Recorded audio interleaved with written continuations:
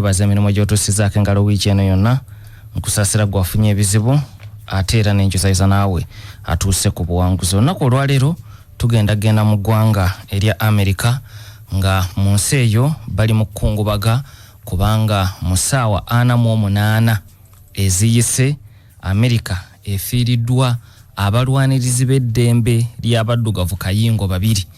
Ababiri bano bafudde mu ssaawa 48 eziyise baafa ekiro ekyakeesa olunaku olw'eggulo. Mu bano kuliko Reverend C.T. Vivian yafiiridde ku myaka egy'obukulu 95. Mu myaka egy'enkaaga yali musaale nnyo mu kulwanirira eddembe ly'Abadugavu okuli ery'okwegazaanyiza mu bifo eby'olukale nga tebasosolwa saako n'Abadugavu okufuna eddembe ly'okulonda libaafuna mwaka ogwa 1965. Reverend C.T. Vivian era bannamawulire emyaka egyo egy'enkaaga baali baamukazaako n'erinnya erya Martin Luther King's Field General olw'ensonga nti mu bufunzi oyinza omuyita Field General wa Martin Luther King bwe baamuyita bannamawulire. Ekigendererwa nti Martin Luther bwe yali ateekateeka kaweefube yenna gwe yalimu ow'okwegugunga n'okukyusakyusa Amerika okugijjamu amateeka agaali gasosola Abadugavu, Reverend C.T. Vivian y'omu ku bavubuka enkwata bo be yeeyambisanga mu kukunga n'okulembera enkuŋŋaana saako n'okwekalakaasa bannamawulire kwe kumutuuma Field General owa Martin Luther King Jr. Kakati C.T. Vivian y'omu ku babiri abaafudde mu ssaawa 48 zetukubya amabega. Ate omulala era yafudde nga naye mulwanirizi w'eddembe ly'Abadugavu kayingo ye Congressman John Robert Lewis, ye yafiiridde ku myaka egy'obukulu 80, yafudde bulwadde bwa kookolo. C.T. Vivian okusinziira ku b'omu nju ye ekiwandiiko kye baafulumiza baategeezeza nti mu bufunzo oyinza oga nti yafudde bukadde kuba baga nti yafudde natural causes ku myaka 95 n'awumula. Naye ye Congressman John Lewis yafudde kirwadde kya kookolo ku myaka 80. Ampuliriza newankubadde abasajja bano bonna bamaanyi mu byafaayo by'okulwanirira eddembe ly'Abadugavu mu Amerika, okufa kwa Reverend C.T. Vivian kwasaanikiddwa okufa kwa Congressman John Lewis. Yadde Lewis ye muto afiiridde ku myaka 80, naye okufa kwe kusaanikidde okwa Reverend C.T. Vivian lwa nsonga nti yadde bonna babadde mu kaweefube w'okulwanirira Abadugavu mu Amerika emyaka miyitirivu, naye ate John Lewis amaanyi ge yateekamu n'ebyo bye yatuukako bingi bifundikidde bisaanikidde ebya C.T. Vivian. N'olwekyo okwetooloola ensi mu Amerika na kuludda olw'abannabyabufuzi ku njuyi zombi, Republican Party ne Democratic Party, bonna basinze kukungubagira John Lewis kubanga ekyamazima omukululo ogugwe ate gusingako ogwa C.T. Vivian gwenjogeddeko nga Field General wa Martin Luther King Jr. Ampuliriza era mu programu eno naffe tugenda kusinga kwetooloolera ku John Lewis olwaleero era ebimu ku byenjagala okunokolerayo okulaga lwaki asukkulumyeko ku C.T. Vivian newankubadde nga Lewis agenda okutandika okuyingira olutalo lw'okulwanira eddembe ly'Abadugavu yasanga C.T. Vivian yatandika dda ng'olutalo alubaddemu ono n'amwegattako oluvannyuma naye ate n'amuyitako. Bibaawo mu bulamu obwa bulijjo. Ekimu ku bifuula John Lewis ow'enjawulo bye bino. Mu mwaka ogwa 1963 Martin Luther King Jr. oyo seetagana kumwogerako bingi, ensi emanyi omukululo gwe mu kukyusa ensi eya Amerika. Martin Luther yakulembera okwekalakaasa okw'amaanyi, era okwekalakaasa kuno nga kufundikirira mu kibuga ekikulu ekya Amerika Washington DC, wali ku kijjukizo ekya President Lincoln. Awo we baakuba olukuŋŋaana maŋa gwemba wakozesa ebigambo Honorable Sewungu bye yakozesezza wiiki eno bwe yabadde ayogera ku Minisita Achenge n'olukuŋŋaana lwe mu bukiikakkono bwa Uganda. Yagambye nti olukuŋŋaana gaggadde luyitibwa lukuŋŋaana maŋa. Kakati nga nkozesa ebigambo bya Honorable Sewungu ne Martin Luther King ne banne baakunga abantu okwegugunga era ne batambula nga boolekera ekibuga ekikulu Washington DC batambula mailo 10 nga naye bafundikirira Washington DC. Washington DC ku kijjukizo kya Lincoln nga we bagenda okuba olukuŋŋaana lwabwe manga mu 1963. Olukuŋŋaana luno lwali lwa byafaayo kubanga lwaleeta abantu abasoba mu 25,000. Ekyo kyali kyaludde okulabibwa mu kibuga kino Washington DC. Era olukuŋŋaana luno we basinziira okwogera ebigambo ebikankana, ebigambo ebyo ebyakola ekinene okukyusa Amerika, kubanga oluvannyuma lw'olukuŋŋaana olwo omwaka ogwaddako 64 Amerika neeyise etteeka erijjawo obusosoze n'okwawula abaddugavu mu bifo eby'olukale byonna, oba oli ku baasi oba oli mu woteeri. Ate omwaka ogwaddako 65 era Amerika neeyise etteeka eddala erikkiriza abaddugavu nabo okwegazaanyiza mu ddembe lyabwe ery'okulonda n'okuvuganya ku bifo byonna bye baagala. N'olwekyo olukuŋŋaana olwali lw'amaanyi, era Martin Luther King Jr. we yasinziira n'akola okwogera ku okw'ebyafaayo okwakazibwako I have a dream. Kakati mu lukuŋŋaana olwo olw'ebyafaayo mwalimu abantu 6 nti abeetaba mu lukuŋŋaana baali 25,000, naye waaliwo abantu 6 abaasukkuluma ku bannaabwe nga be baali ku lukiiko olw'oku ntikko olwateekateeka olukuŋŋaana luno, be baakazaako erya Big Six mu myaka egyo egy'enkaaga. Kakati Lewis ku myaka 23 egy'obukulu y'omu ku bantu bano abaali bayitibwa ba Big Six mu kiseera ekyo. N'olwekyo kirwakyola nti ebyafaayo bye oba oyagala oba toyagala badde bino okusaanikira ebya mukulu we City Vivian nti ku myaka 23 John Lewis afudde mu ssaawa 48 eziyise, y'omu ku be bayita aba Big Six abaali ku lukiiko olw'oku ntikko olwateekateeka okwekalakaasa n'olukuŋŋaana manga olwali mu kibuga Washington DC ku Lincoln Memorial. Ampulizo oyinza okuba weebuuza lwaki mu bijjukizo byonna baanoonya kijjukizo kya Lincoln Memorial. Ekyabatwala ku kijjukizo kya Lincoln ensonga yali emu nti Lincoln ye president wa America eyateeka omukono ku tteeka mu 1863 eryasumulula abaddugavu obutayisibwa nga baddu era baleme kusosolwa. So mu 1963 gyali giweze emyaka 10 bukya Lincoln yateeka omukono ku tteeka eryo. So bano bateekateeka olukuŋŋaana lwabwe n'okutambula kwabwe ne bagamba nti katufundikirire ku kijjukizo kiri era tusinziiraawo tujjukize Abamerika nti omusajja ono gwe tujjukira n'ekijjukizo kino yasumulula abaddugavu emyaka 10 emabega. Ne lwaki emyaka 10 gyetoolodde nga tukyayigganyizibwa ffe ng'abaddugavu? Kyekyo lwaki ebigambo bino n'okutambula kwonna bwe baatambula bakuŋŋaanira ku kifo kino ekya Lincoln Memorial.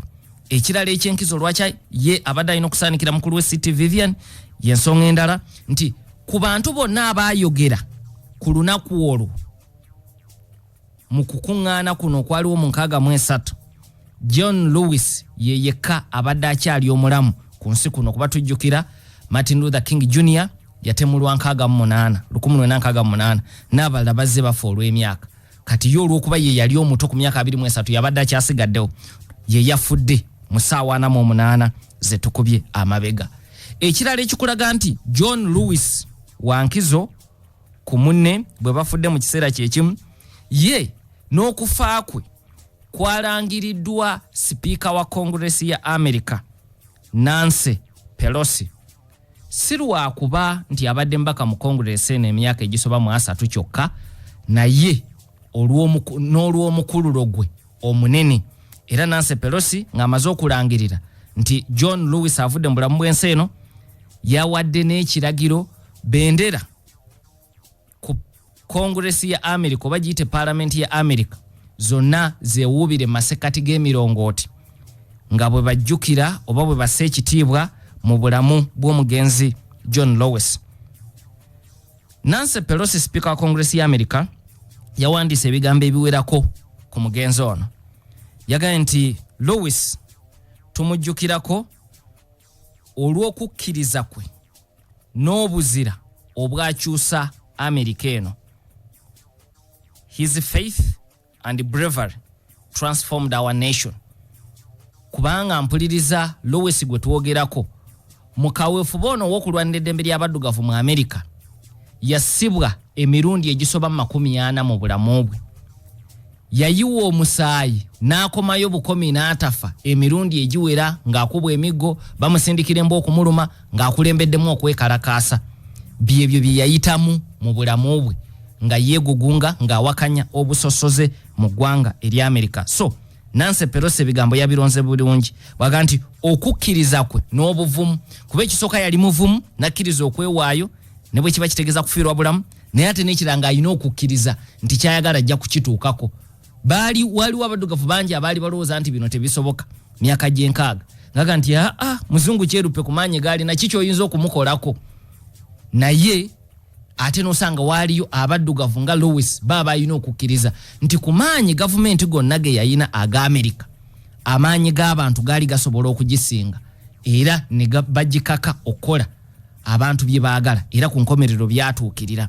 N'olwekyo Nancy Pelosi kyo yagambye nti okukkiriza kwe n'obuvumu byakyusa ensi eno kubanga byombi bikulu. Era naga nti amaanyi go tugalabira wano mu Congress olw'abantu ababadde bamusaamu ekitiibwa ku njuyi zombi aba Democratic Party n'aba Republican Party bonna babadde basa ekitiibwa mu musajja oyo. Era mu bimu ku bigambo bye birala ng'afundikira obubaka bwe Nancy Pelosi yannyonnyodde nti nga Lewis bwe yayogera emyaka 57 egiyise olwo abadde atujjukiza ebigambo bya Lewis bye yayogerera ku Lincoln Memorial mu 1963 naga nti nga Lewis bwe yayogera emyaka 57 egiyise emitima gyaffe n'amaanyi gaffe oba ffe ng'abantu tetusaanye kuwumula okutuusa nga tulabye ku ddembe n'obwenkanya mu Amerika eri buli muntu. Our minds, souls and hearts cannot rest until freedom and justice exist for all the people. Ngajjukiza addayo emabega ku bigambo bya Lewis kuba ebyo ebigambo Lewis bye yayogera mu 1963. Kati Nancy Pelosi mu kuwandika yazizaayo Abamerika ku bigambo ebyo naga nti as he declared 57 years ago during the march on Washington, our minds, souls and hearts cannot rest until freedom and justice exist for all the people. N'olwekyo olutalo lwe yatandika Nancy Pelosi yakubiriza Abamerika nti terunaggwa tuyina okulwana okulaba nti tuluggusizza. Abakulembeze ba Amerika abalamu bonna bafulumiza ebiwandiiko ebitendereza obulamu bw'omugenzi John Lewis. Ampuliriza nkulaga lwaki atayawukana ku City Vivian bwe bafiiridde mu kiti ekimu nti abakulembeze ba Amerika boolina ng'oggyeko George Bush Senior olw'embeera ye ti amaanyi ge matono naye abalala abasigadde bonna boolina bakungubagidde omugenzi John Lewis. Mbano mwe muli Barack Hussein Obama.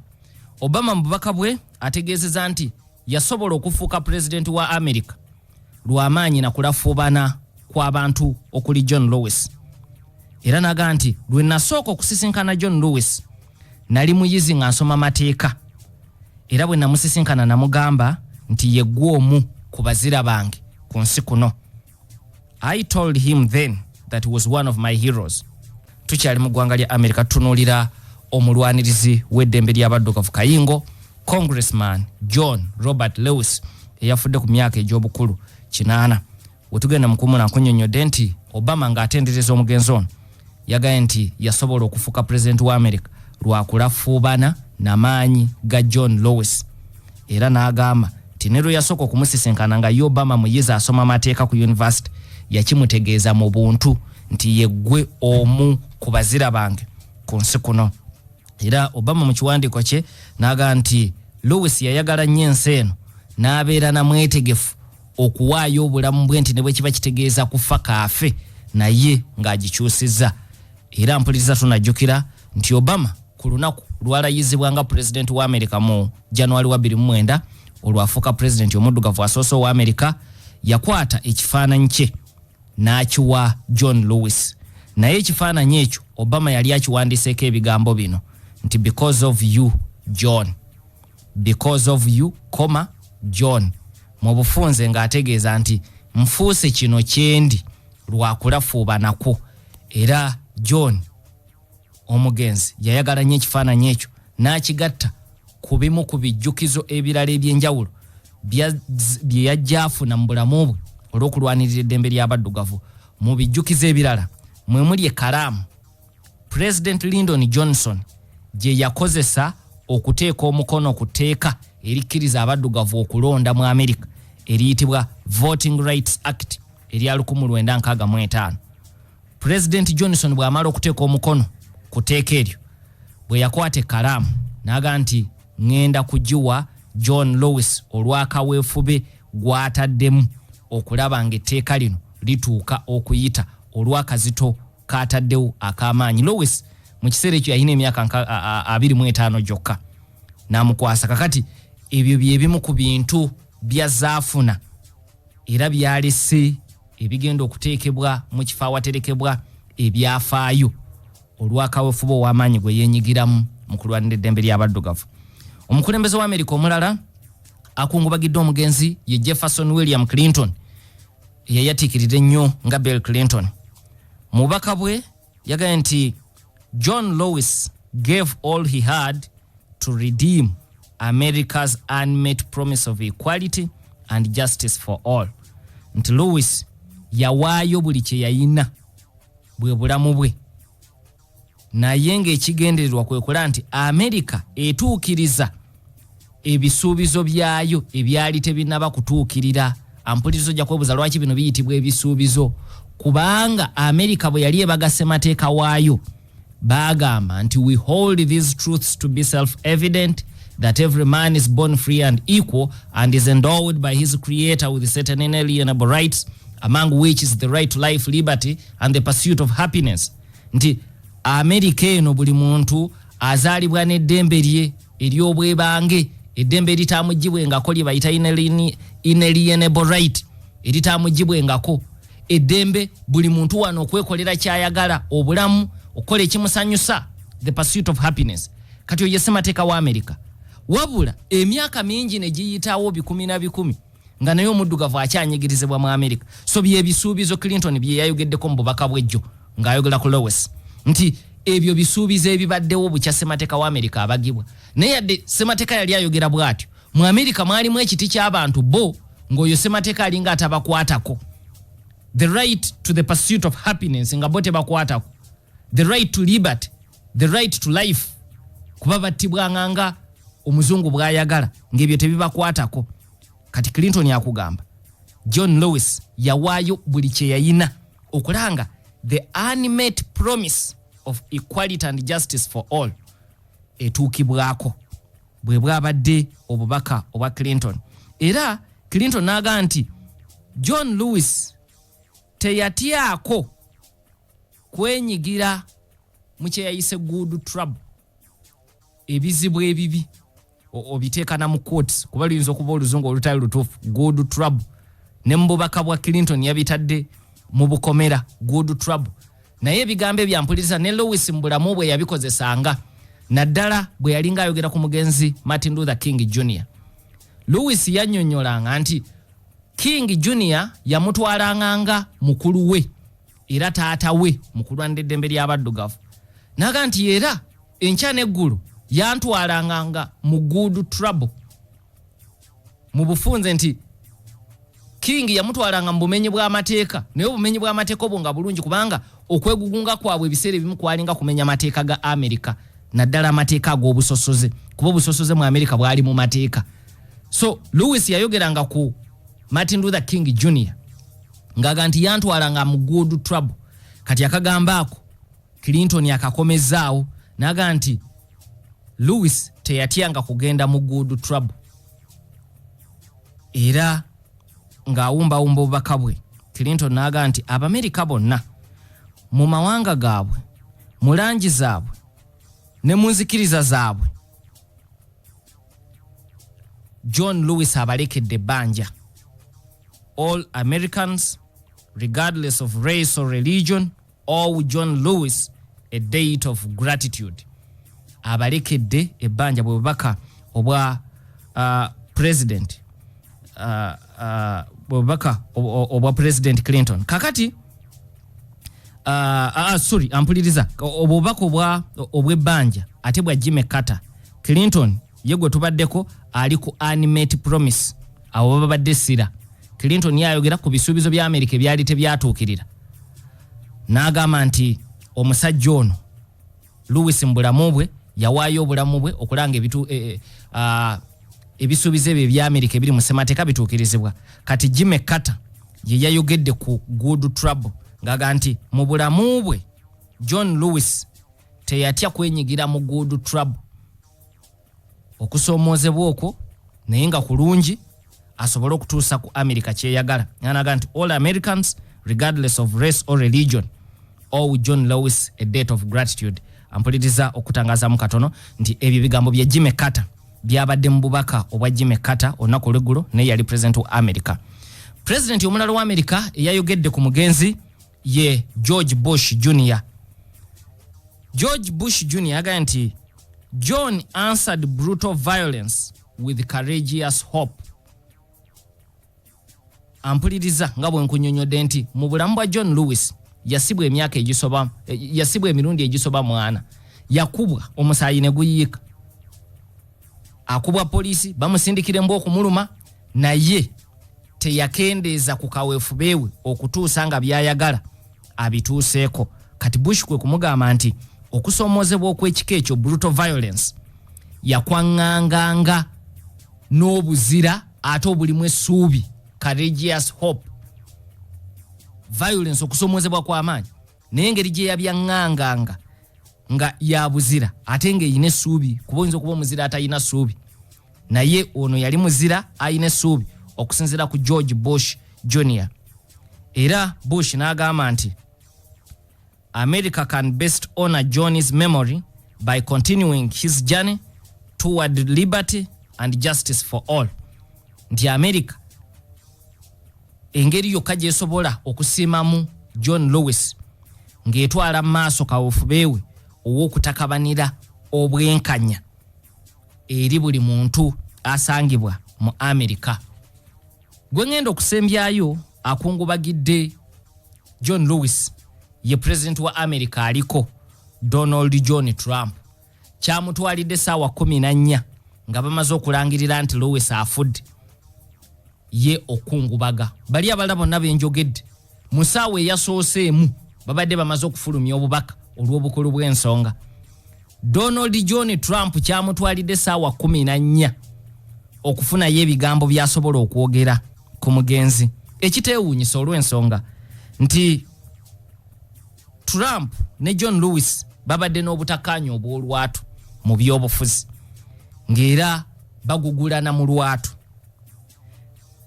Trump bwe yali alayira ne kuba president ku ntandikwa y'omwaka 2017, John Lewis yakulembera ababaka bangi aba DP okuzira okwetaba ku mukolo gw'okulayiza Trump kuba ye ng'agamba si muntu asaanidde okubeera president w'eggwanga erya America. Era olw'embiranye eno ebaddewo wakati wa John Lewis ne Trump, omubaka mu Congress ya America akulira ababaka abaddugavu mu kibiina ekibagatta bo nga ababaka abaddugavu mu Congress ya America, omubaka ye Karen Bass ava mu ssaza ery'e California yawanjagidde Trump jjo ku makya nti tuyambe oleme kubaako ky'oyogera ku Lewis, oba kibi oba kirungi tuyambe tobaako na ky'oyogera. Please let us mourn in peace. Tituleke tukungubage mu mirembe kubanga ekigambo kyate kiyinza okutabula okungubaga oba oli awo kiyinza okuba kyekimu ku kirwisi kyalwisizaawo Trump okungubaga. Naye ku ssaawa envanyuma nga wayise saa 14 Trump yakungubagidde John Lewis. Era bino bye bigambo bi: saddened to hear the news of civil rights hero John Lewis's passing. Timwennyamivu olw'amawulire ag'ennaku gafunye ag'omuzira mu kulwanirira eddembe ly'obuntu John Lewis. Ebyebigambo si bitono nga biva mu muntu Donald Trump bwe babadde tebalima kambugu na Lewis, kubanga omulundi ogusoose akkiriza nti Lewis muzira, mu bulamu bwe abadde takkiriza era ng'amujungulula, wabula ku mulundi guno era nga gwe mulundi ogusookedde ddala Trump akkiriza nti John Lewis muzira mukulwanira eddembe ly'abaddugavu. Era naga nti Melania ye mukyala wa Trump, naye Trump mu kiseera kino bali mu kusabira omwoyo gw'omugenzi saako n'abenju y'omugenzi. Obubaka bwo ku mukutu gwa Twitter bubadde bumpimpi bwe butyo, naye obukulu obubaddemu nti Trump akkiriza okusiima omugenzi, ekisooka akkiriza nti anakuwadde, ate era nakkiriza nti muzira, kuba Trump tebamukubira bigambo, kibadde tekisobola kumugaana kuddamu kumugugumbula nga bw'abadde amugugumbula nga mulamu. Era Trump yagenza okufulumya obubaka buno ku ssaawa 5 ez'okumakya olunaku olw'eggulo mu ssaawa za Amerika.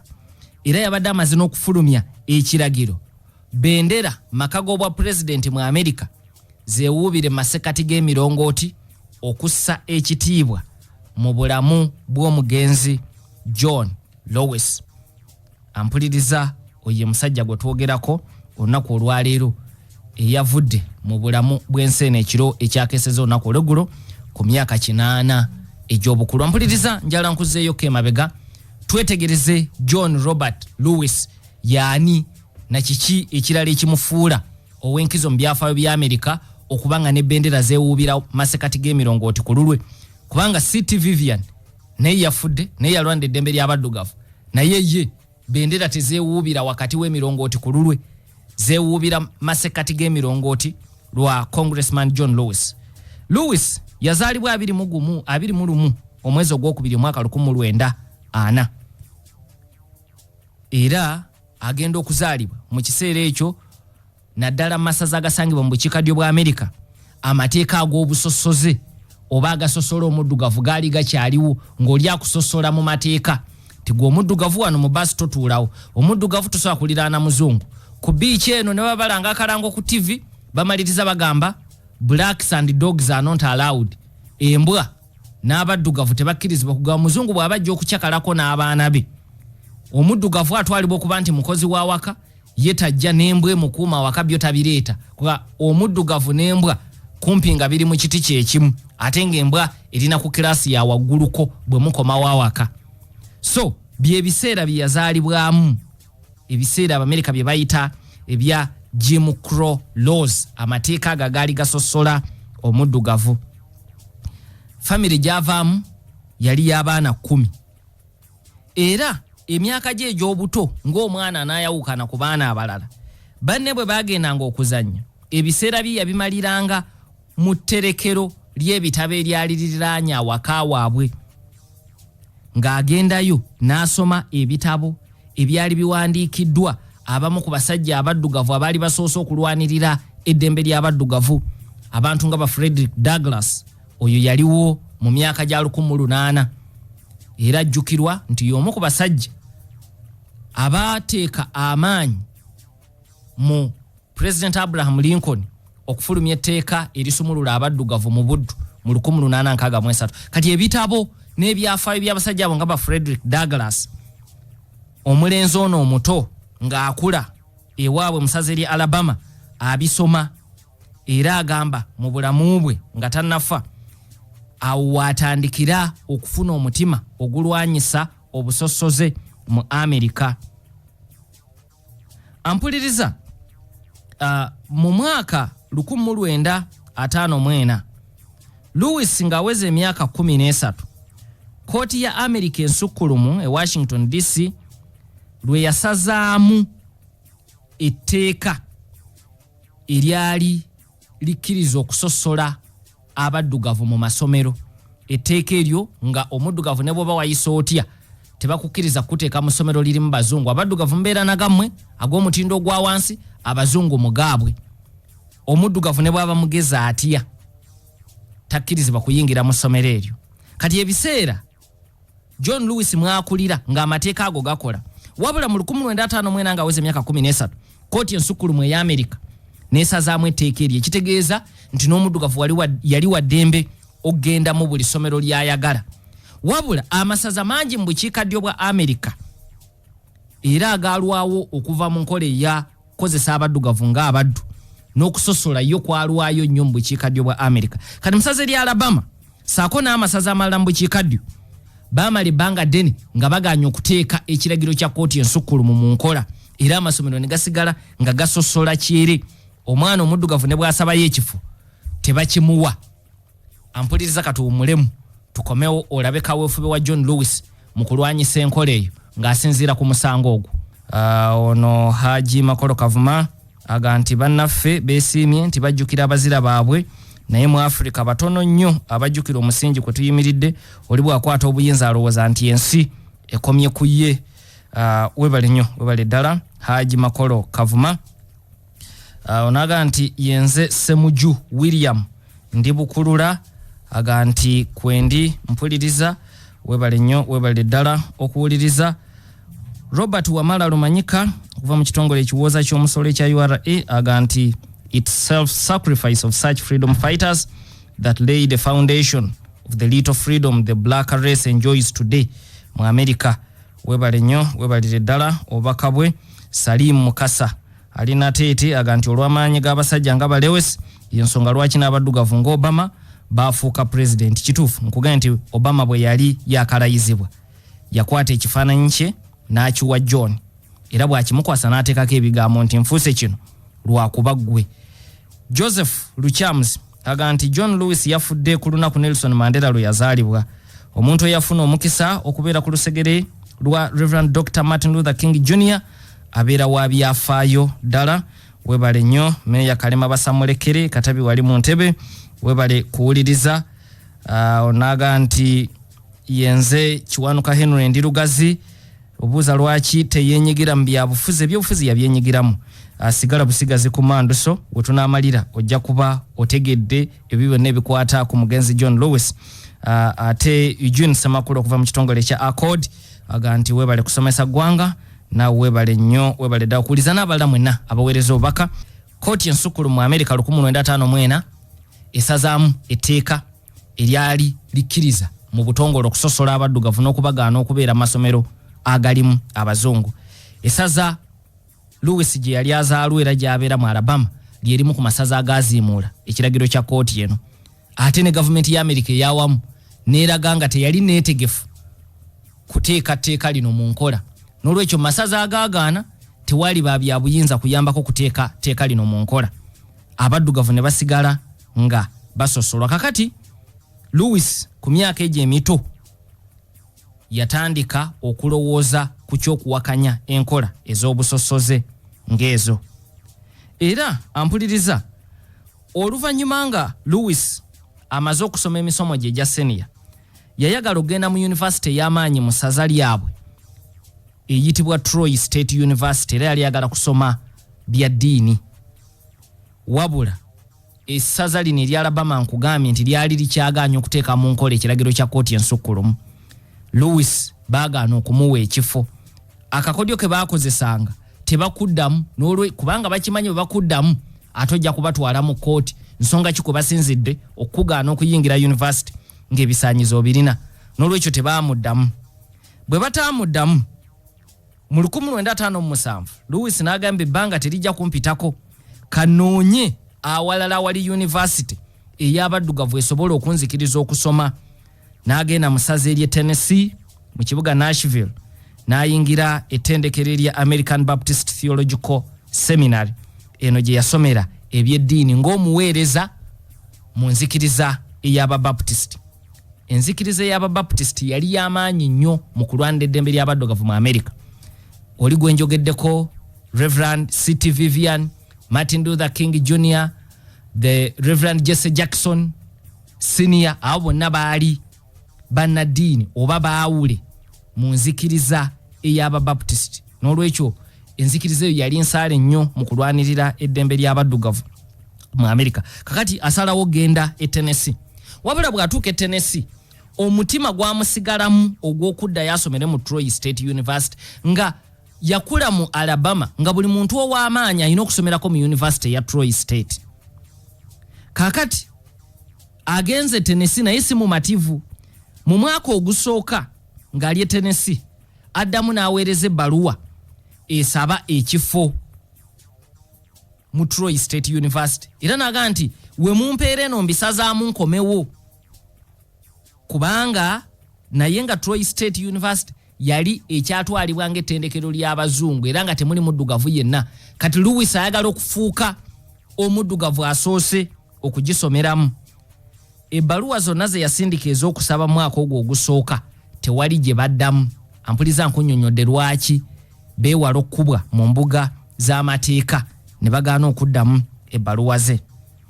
Kino bwe kimulumya omutwe kye yakola kwe kuwandiikira Martin Luther King Jr. ebbaluwa. Yali yamuwulirako era nga yali amwegomba okuva mu senior lwe yasooka okuwulira ku maloboozi ge ku radio ne TV. N'olwekyo n'amuwandiikira ebbaluwa ng'amubuulira ku kusoomoozebwa kwe yalina na kiki kye yali ayinza okukola okulwanyisa obusosoze bw'abazungu mu Troy State University. Martin Luther King Jr. kye yakola yamuweereza tiketi eya baasi ng'emutwala n'okumuzza n'amugamba jangu onsisinkane twongere okwogera ku nsonga ezo. Era yamugamba ogenda kunsanga Montgomery gye tugenda okwogerera ku nsonga zo. Era Lewis n'agenda ne basisinkana. Eyo ye yali entandikwa ya John Lewis okukolagana obutereevu ne Martin Luther King Jr. okutuusa King lwe yatemulwa mwaka gwa 1968. Mu nsisinkano eyo Lewis agenda okuvaayo nga King amugambye ebya Troy State University sooka obiveeko kati. Sigala muli n'ettendekero gye bakuwadde ekifeera gy'oli mu kusomera. Kaweefube waffe ow'okulwanyisa amatendekero amasosoze nga Troy tumutwale maaso ng'oli mu ttendekero lino Tennessee. Kino nno kyakkakkanyaamu emitima gy'abazadde ba Lewis kubanga baali batandise okutya nga batiisibwa olw'ebikolwa bya mutabani waabwe kubanga oluvuvumo lwayitanga mu Alabama nti mutabani wammwe yawandiikidde ettendekero eryo ayagala kusomerayo ate ng'akimanyi terikkiriza abaddugavu. Kati okugugula n'okwo kwaliwo era bakyerupe bangi nga batiisa bazadde ba Lewis bamuga nti mutabani wo bw'ataave mu lutalo lwalimu ajja kulufiiramu ate ng'oggyeko yo okulufiiramu nammwe ettaka lyammwe lye mufunye tujja kulibajjako. Mu baddugavu abaali mu ssaza lino bazadde ba Lewis be bamu kwabo abaali obulungiko kubanga baali basobodde n'okufuna kasente ne bagula ettaka nga baweza eka 10. N'olwekyo tebaali baddugavu ba bulijjo mu ssaza lya Alabama. Kati obugagga bwabwe butono bwe baali bafunye baali boolekedde okubufiirwa olwa mutabani we Lewis okulemerako nti alina okusomera mu Troy State University. Kakati Martin Luther King Jr. bino byonna abigonjoola. Agamba Lewis ebya Troy State University biveeko sigala mu University Tennessee. Kasita kosi gy'oyagala yemu ogenda kusoma bya ddiini ofuuke omwawule mu nzikiriza y'Ababaptist. N'olwekyo kkiriza era n'akomawo Tennessee kosi n'agisoma bulungi ku nkomerero ya byonna n'atikkirwa diguri ye mu byenzikiriza. Wabula mpuliriza nkunnyonnyodde nti enkolagana oba Lewis yasooka okwegomba King omwaka gwali 1955 aba ku radio awulira Reverend Martin Luther King Jr.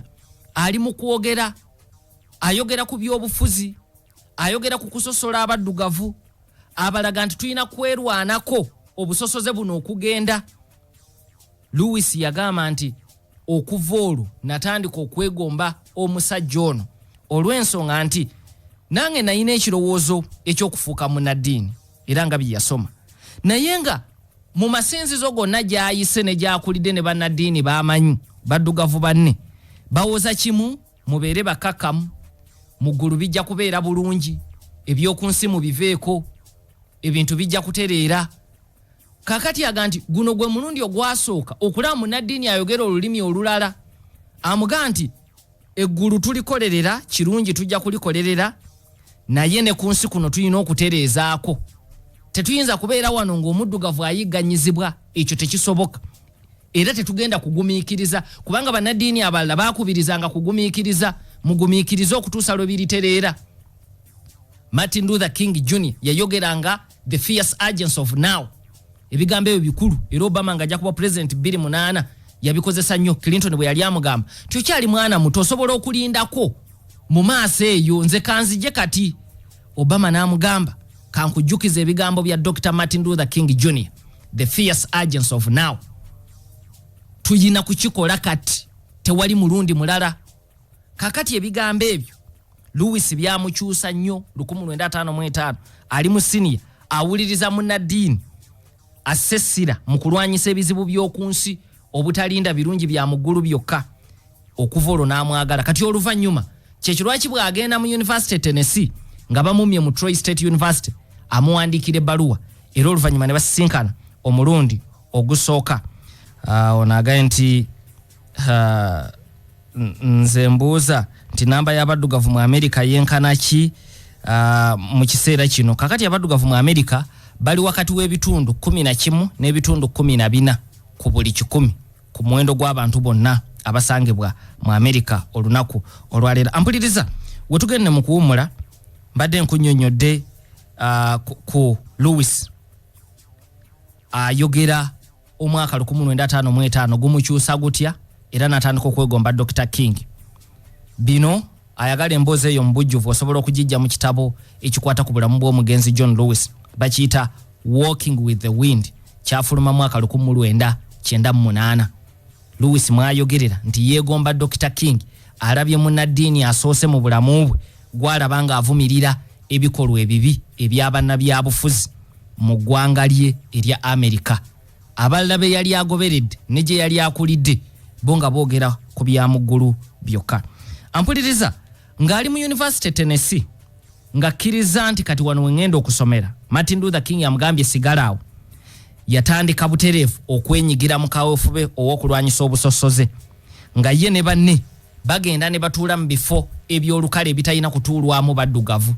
Bagenda mu birabo by'emmere ne baddira wali abaddugavu ne batuulawo. N'alaba entebe nga kuliko omuzungu y'omuddugavu n'ajja n'amuliraana ng'ate kimenya amateeka.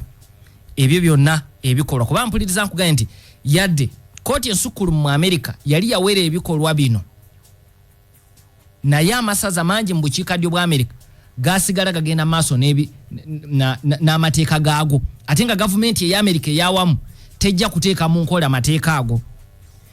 Ku mmotoka ez'olukale ng'era omuddugavu takkirizibwa kutuula na muzungu naye ng'emisango gino gyonna kooti ensukkulumu yagisala dda nega nti buli muntu waddemba okutuula wayagala bweba baasi bweba takisi. Naye nga gavumenti eya America sineetegefu kuteeka mu nkola amateeka gano mu bukiikaddyo. Mu bukiikakkono nga byatereera dda naye mu bukiikaddyo ng'okusoomozebwa kukyali kw'amaanyi. Kakati omuvubuka ono n'abeera musaale mu kuwakanya enkola eyo naye nga mu kubikola poliisi ekwata abazungu babakakkanako ne babakuba emigo ne babakasukira amayinja ebintu ebifaanaganako bwe bityo byonna n'abigumira era enfunda eziwera yagendanga ku bitanda malwaliro olw'obulumbaganyi bwe yatuusibwangako mu kaweefube ono. Omusajja ono ajjukirwa nnyo mu mwaka gwa 1961 lwe yali omu ku bantu 13 be bayita ba Original Freedom Riders. Ba Freedom Riders mu byobufuzi bya America beebo abaatandika kaweefube w'okulinnya emmotoka ez'olukale n'ekigendererwa okumenya amateeka mu masaza ago. Amateeka gagamba tolina kutuula muddugavu muzungu na muddugavu. Kati bo 13 ne basalawo nga 7 baali bazungu 6 baddugavu. Kane baga nti olugendo lwaffe lugenda kuba luwanvu tugende nga buli saza gye tuyita eririmu amateeka gano tugamenya. Olugendo luno lwali luyita masaza gano: Virginia, North Carolina, South Carolina, Georgia, Alabama, Mississippi okutuuka mu kibuga New Orleans kyekibuga ekikulu ekyesaza eryo Louisiana. Mu masaza ago gonna amateeka gano gaali gakyakola yadde Supreme Court yali yagamba nti ekyo kya bumenyi bw'amateeka oba kikontanese mateeka wa America. Kati bano baga nti tugenda kaka government ya America okulaba nti eteeka amateeka gano mu nkola mu masaza gano. Era olugendo lwabwe baalutandika bali abantu 13 nga John Lewis y'omu ku bo. Olugendo lwandibadde lumpi mu mbeera ya bulijjo lwanditutte essaawa nga 15 kuba mayiro ziri 10 mu America mu ntambula y'engendo mu America n'olugendo lwa ssaawa nga 15 mu lunaku lumu. Naye olw'okusoomoozebwa okwalulimu kyabatwalira omwezi mulamba Lewis ne banne okutuuka mu kibuga New Orleans ekye Louisiana, kubanga ekyokulabirako nti we batandikira bayita musazi lye Virginia ne North Carolina okujjako okuvumwa okubayira amazzi n'okubangoola tewali buzibu nnyo bwe baafuna naye okusoomozebwa batandika okufuna nga batuuse South Carolina. Musaza lino John Lewis yalumbibwa n'akubwa bubi nnyo abasajja abaddugavu kubanga bwe yajja okuyimirirawo balindira baasi yatuula bazungu we balina okubeera. Abazungu be yasangamu ne bamukuba bubi nnyo era yamala nakutwalibwako mu ddwaliro n'alyoka ava mu ddwaliro akomewo yeegatte ku banne era bwe yava mu ddwaliro ne beeyongera n'olugendo lwabwe. Kakati yembeera mwe baayita kyekirwaki kyabatwalira omwezi mulamba nti mu bitundu ebimu baakubwanga ne batwalibwa ne mu malwaliro ne bamalayo wiiki ne bavaayo ne baga kakati tudde ku lugendo lwaffe naye nga wonna ab'amawulire babagoberera era babalondoola nga ne gavumenti ya Amerika eteekebwa ku bunkenke era masaza agamu gavumenti yalondoola nga abavubuka bano we batuuse neetuuka n'okulagira bagavana abali amasaza ago nti bane mutuyambe mukuuma abavubuka baleme kubwa kuba ate bwe bakubwa ekifaananyi kibi nnyo ekifuluma wabweru wa Amerika. Era ne baga nti bwe mutaabakuume mujja kutukaka okuteeka mu kuteesa okutali kwa mulwatu. Gavumenti ya Amerika yateesanga ne bagavana bano abamu nti bwe mutaabakuume mujja kutukaka fate okuteeka mu nkola etteeka lino. Jjukira Supreme Court yakiragira dda kakati awamu wabeerangawo n'okuteesa ne babakkiriza ne bayitawo wabula awalala ne batendewalirwa abantu ne babalumba ne babakuba naddala bakyeruppe abaali balowooza nti baagala okukyusa ensi yaabwe okweteeka mu kiti babazungu kye baali balaba nga omuddugavu tasaanye kukibeeramu. Kakati olugendo olwo ku nkomerero ya byonna Lewis ne banne abatono tebaatuuka nga bawera 13 abamu olugendo okuggwa nga balina ku bitanda abalala nga bakooye naye Lewis y'omu ku batono abaatuukira ddala mu kibuga New Orleans oluvannyuma lw'omwezi mulamba ng'ali mu lugendo olwo. Era olugendo olwo lwakyusa bingi. Ekisooka Ssaabawooleza wa gavumenti ya Amerika yafulumya ebiragiro ebikakali eri bagavana masaza ago ku nsonga zino nga yeesigama ku bavubuka kubanga gavumenti ya Amerika yaswazibwa. Ekirala kino kyaggulawo okwekalakaasa okulala okwatabula Amerika yonna amasaza mu bukiikaddyo okwaviirako Amerika mu 64 okuyisa etteeka erigamba nti kaakati ensonga eno kekwatibweko butereevu ey'obusosoze kuba kiri kyali kiragiro kya Supreme Court amasaza ne gagaana okukigoberera. Kaakati mu 64 gavumenti ya Lyndon Johnson eyisa etteeka ng'etteeka lino likwata butereevu ku nsonga y'abaddugavu mu bifo eby'olukale obutasosolwa. N'olwekyo omukululo gwe nga y'omu kuba original freedom riders ogulaba we gutuusiza Amerika ey'olunaku olwaleero. Kakati 63 ku myaka 23 yali akulira ekibiina ekigatta abayizi ekyali kitibwa Student Non-Violent Coordinating Committee SNCC. Ekibiina kino olw'okuba yali mukulembeze waakyo kyekimuwa enkizo okufuuka omu ku ba Big Six kubanga buli omu wano yalina ekisinde ky'abantu kyakulira mu kwegugunga okwo okwavaamu olukuŋŋaana maŋa mu kibuga Washington DC. N'olwekyo ekibiina ky'abayizi mwe yali ava kyekimuwa enkizo eyo. Abalala kwaliko Dr. King njogera kuba Big Six, Whitney Young, Philip Randolph, James Farmer ne Roy Wilkins.